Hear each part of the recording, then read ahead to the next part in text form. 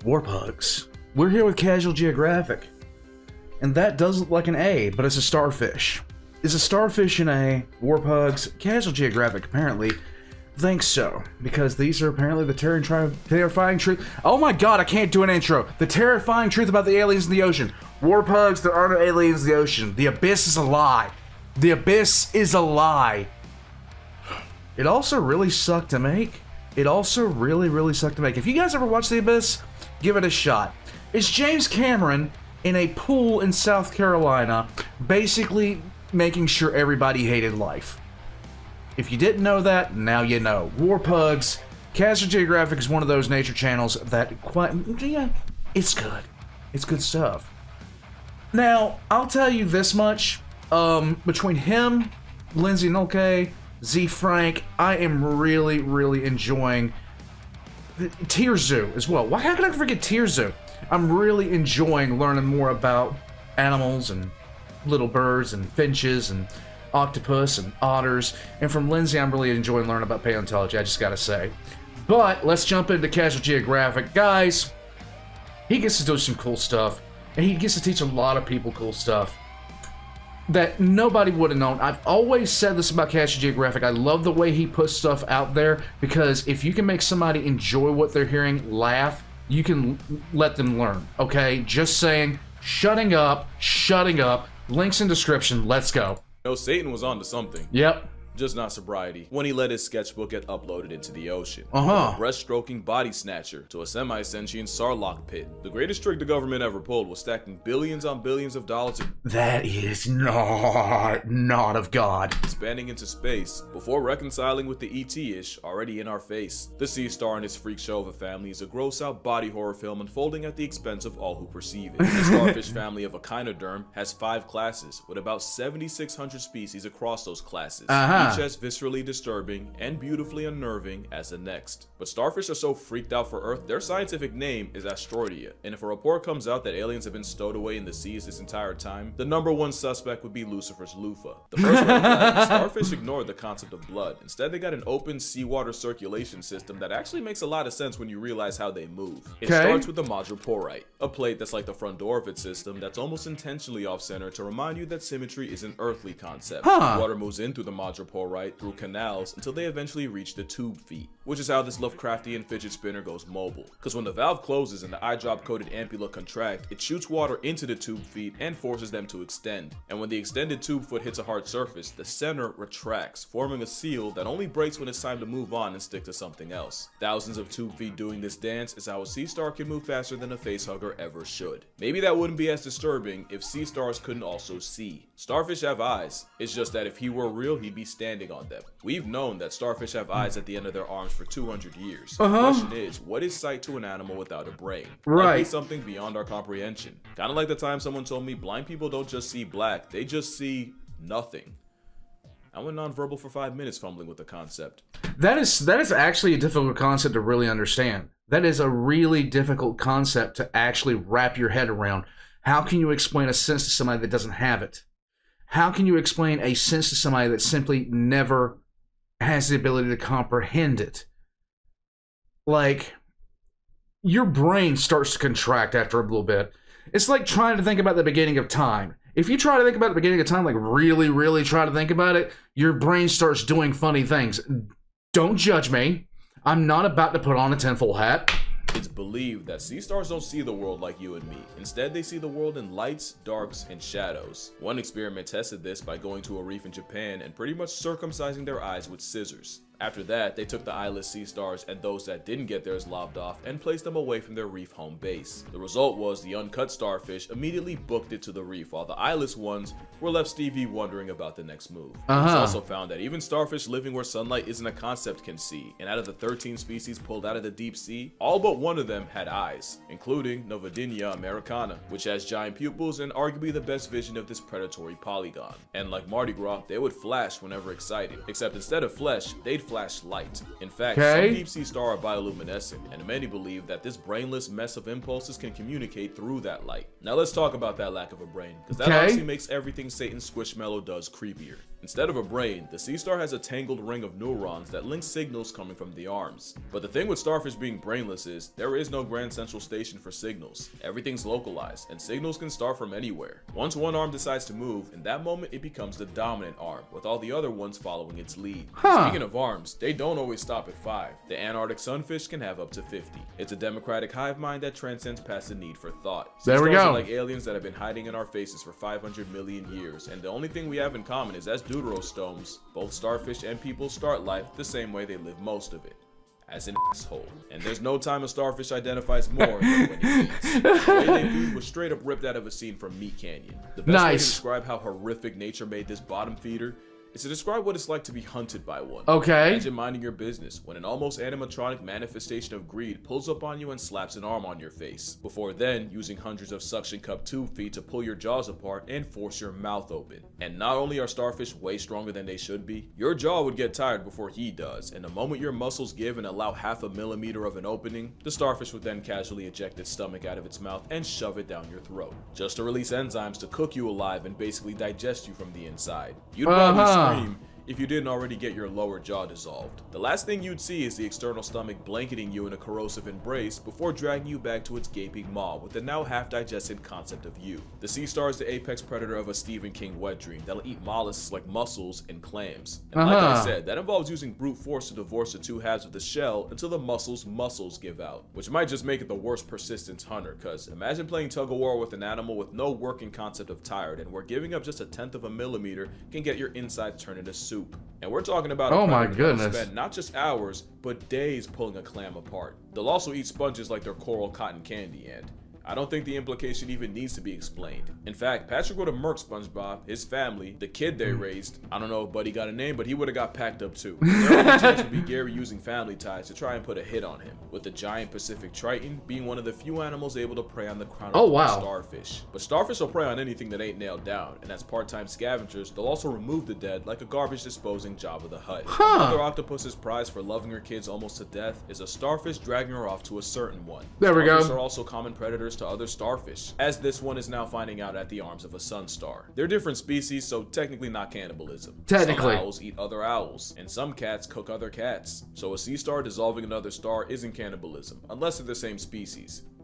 Which they also do, by the way. Okay. Researchers wanted to find out just what would happen if a bunch of baby sea stars were introduced to a possibly predatory crab. They never would, because the sea stars started eating each other before the crab even got involved. There you go. The Joker pulling up to find the hospital already got leveled by a receptionist. There's a good chance this friendly fire is how a starfish can even the odds when they're just one of millions of eggs that get spawned. Because an animal with no conscience is physically incapable of finding a to give, which is why the Australians don't even have to go to war against them.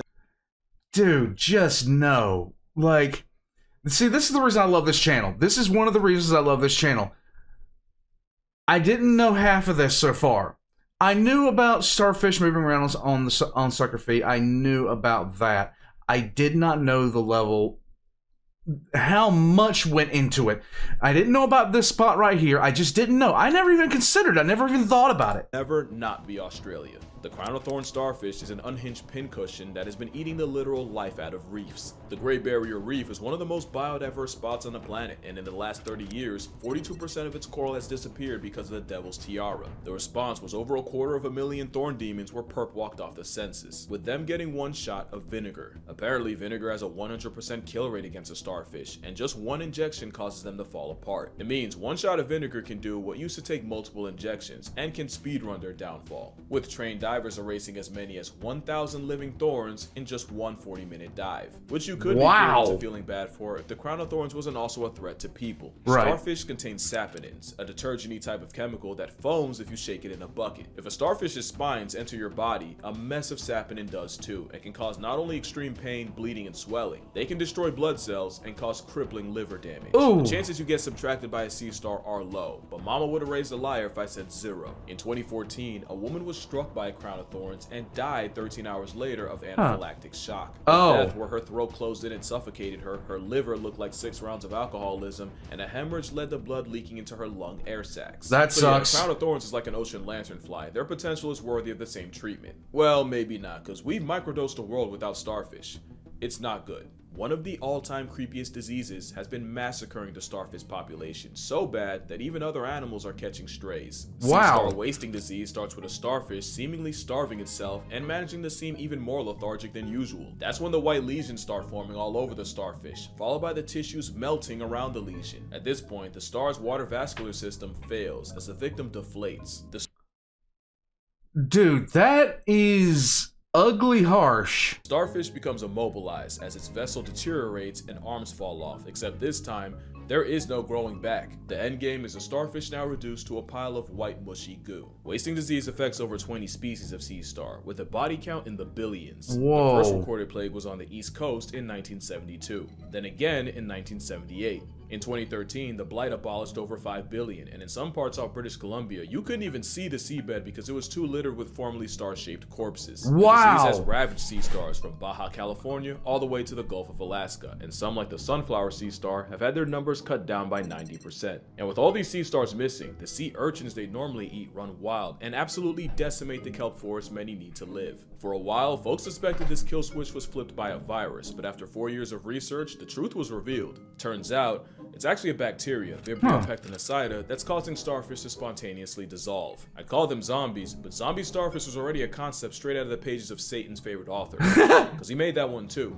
And they're not even the zombies that give you the respect of moving at quarter speed, because brittle stars are the fastest echinoderms, and if you have arachnophobia, I'm about to lose your business. There you go. Brittle stars move like sea spider imitations that, again, aren't that fast, but are entirely too fast for an animal looking like that. Very true. It's a lot prettier though, even if it is the opposite of efficient in how I swim in my dreams. To be fair, dreams are the only place I can swim. There you go. I'm working on it. Like the sea star, they're a mess of tangled nerve cords spilling into the arms. But unlike the sea star, brittle stars don't have eyes. Instead, the CSTD sees with its skin. Extraocular vision means brittle bandits use proteins in its skin. That looks like a face hugger. I'm not gonna lie, that looks exactly like a face hugger. Called opsins to sense light. Pretty much the light hits the proteins, which sends a response to the brittle star to make it move out of the light. Meaning its entire body is technically an eye, which is why it's a star that also fears the sun, since brittle stars spend most of the day hiding under rocks and crevices, so any light sends them scrambling out of the spotlight like roaches. Some aquariums even train brittle stars to associate the lights dimming with food, and so they would all just crawl out of the woodwork whenever someone would lower the lights. Not bad for an animal that's brainless and has to poop out of its mouth. There you go. That has 5 jaws, by the way. Which is the last thing you'd see if you got murked by one, because any prey caught in those spines would get crushed to death before being digested. Even something like a squid can get got if it dicks around in a hit range of a bunch of brittles, and considering what we know about squid, I don't think you could dream up a worse way to become a wuzz. Brittle stars also catch bodies passively through suspension hunting, but the most cursed version of an already cursed animal is a suborder of brittle stars called Urylina, aka basket stars. I don't even know what nature thought it was doing with this fractal. That looks like this is this imagine picking this thing up out of the ocean thinking you're picking up a piece of trash. Basket stars only have 5 arms. It's just that they proceed to branch off into straight nonsense. Arms lined with hooks and spines, and when they catch something alive, it'll wrap its arms together and form a basket around its prey. After which, the semi-sentient spiderweb uses tube feet to work the creature entombed in mucus and spines towards its sarlacc pit of a mouth. It's basically getting eaten alive by a bush. A bush that can move, mind you. The giant basket star will hide in crevices during the day, only to climb on top of coral to hunt at night. Also, they get pretty big. Gorgoncephalus is named after Medusa's headshot, and they can have arms as long as 2.5 feet. Just a nightmare of an animal related to a starfish, but as cursed as a cancerous group can be, the feather star is equally as ethereal. This biblically accurate angel is a crinoid. There's 2 classes of crinoids, the marine tickle monster right here, and the sea lily. The difference is, feather stars seem to have unlocked free will, while sea lilies settle down and plant themselves in one spot via a stalk. Let it be known, sea lilies can always drag themselves away when they're motivated enough, and if you're enough to make a sea lily want to walk away, consider that an insult of the highest order. Right. It really is a living fossil, with crinoids being around for about 500 million years, so basically the granddaddy of all the nonsense in the ocean. That looks so abnormally cool. I've never even seen that. I have never even seen anything like that. That just looks abnormally cool. So it makes sense that they also have some of the wildest plot armor too. Crinoids survived several extinctions, including the infamous Permian Triassic, which realistically should have been the end of them. It also turns out the same ocean warming that destroys coral has zero effect on a feather star. In fact, science says they actually regenerate faster when the heat gets raised. This forgotten feather duster was around before us, and best believe they'll be here long after. And yeah, their arms can regenerate, and some can have up to 150 on standby, which they need because the feather star also has a lot of groupies, but in this case the star's the one getting screwed. There are animals whose entire personality is mooching off a feather star, and they evolved to have the exact same color. Once one of these ride-alongs find their feather, they feed on it, either by chewing on its infinite food glitch in the form of arms, or by feeding on its feces. It's a muse, fresh out the pages of Dr. Seuss. Look at that! Relationship's almost as toxic as his marriage. If you know, you know. One fish, two fish, dead fish, new fish. Except we're not talking about fish, and I will not be elaborating further. There you go. The feather star doesn't have it nearly as bad as a sea cucumber. Right. Hint, they look like what they eat. It's a bottom feeder in every sense of the word, a detrivore living off the dead and decaying. They use tentacles to shovel sediment into their system, where they digest anything organic and eject the rest. Which means the sand is actually cleaner coming out than going in, and by recycling all the organic nastiness no one else will, sea cucumbers help prevent the same algae blooms that can suffocate fish. Not to mention, their bowel bricks help seagrass grow and even contains calcium carbonate, which not only builds the skeleton of coral, it even helps reverse ocean acidification. Mind you, a group of sea cucumbers is called a pickle, and a reef's worth of pickles can produce up to 70,000 tons of poop a year. Wow. It's estimated the combined cucumbers on Heron Island release 5 Eiffel Towers worth of product. And yet, with all they give back to the community, some decide that's not enough. With some, like the pearlfish, using the cucumber as a personal panic room by forcing their way through the squishy's poop chute. Oh my god. They breathe through, and it's not just one squatter they have to deal with. One cucumber can have 15 pearlfish packing its prostate. I mean, what's he gonna do about it? He ain't got no hands. What they do have are teeth.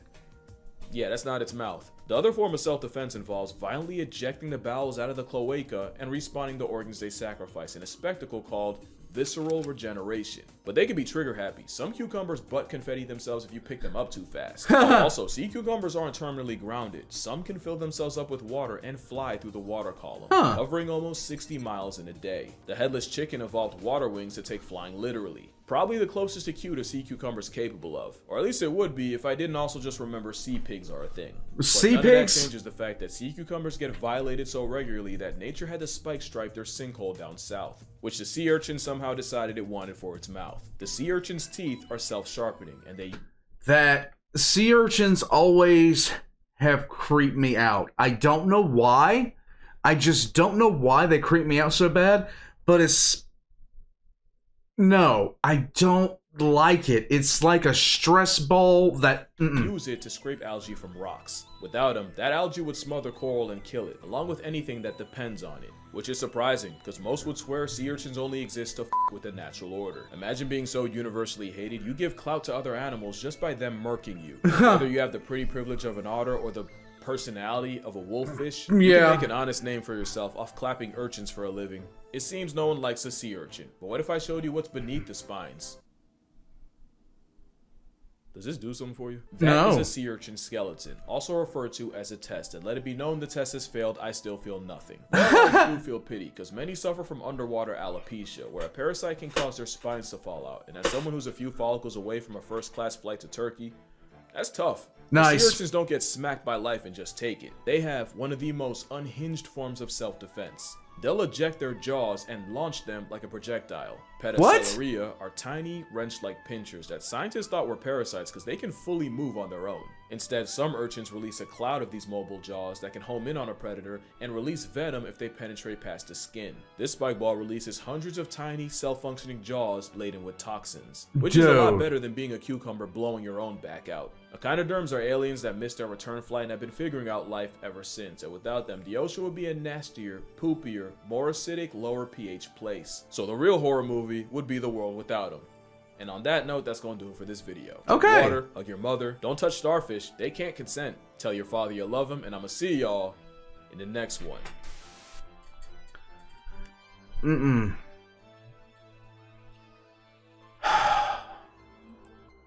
Okay, so I thought this was going to be about octopus or maybe even squids. I did not think it was going to be about starfish. But I gotta tell you guys, every once in a while, I see an animal that I just did not know existed. And this is it. I had no idea there was something like this in the water. That actually looks really, really awesome. I'm just saying, that looks so unrelentingly cool. I haven't ever seen anything like that before. If I was in the wild and I saw it, I'd want to jump out of the water. I'm just saying. I'm just telling you guys. I'm not even going to lie about it. I would get out of the water real fast. Warpugs. I love nature. I absolutely love nature. There's some things I just wouldn't want to put my hands on. At all. Not in the slightest. That is bacteria he was talking about. That, however, is freaky. I've never even heard about it. And this is the thing. Sometimes I check out something and I know most everything that's being talked about. Sometimes I know most everything that's being talked about. Sometimes, on the other hand, I have no idea what's being talked about, and I love those more than anything. Warpugs, thank you guys so much for watching. I hope you guys enjoyed Casual Geographic. If you did, please go down to the video in the description down below. All of his links are down there. Hit the like button, subscribe to him for more stuff like this, because it's just good stuff. And I'll catch you guys next time. Join as a member of Patreon for early access. Later, Warpugs.